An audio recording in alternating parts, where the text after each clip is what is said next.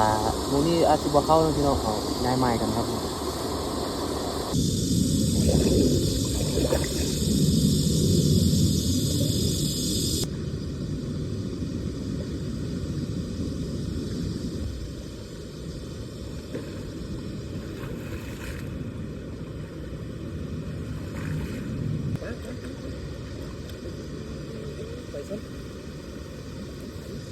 แต้มแรกครับพี่น้อง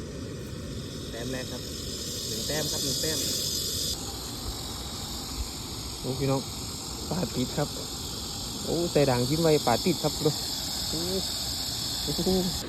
อ้ได้ปลาไหนครับพี่น้องนี่โอ้ตัวใหญ่อยู่ครับโอ้ขออนุญาตปลดก่อนด้วยครับพี่น้องโอ้นี่ครับ2 แต้มได้ประมาณนี้นะครับได้บ่ค่อยหลายพี่น้องได้พอกินครับเอาพอกินครับผมจะประมาณนี้นะครับก็ประมาณนี้แล้วครับปลาซิวกับปลาในใหญ่ครับผมใหญ่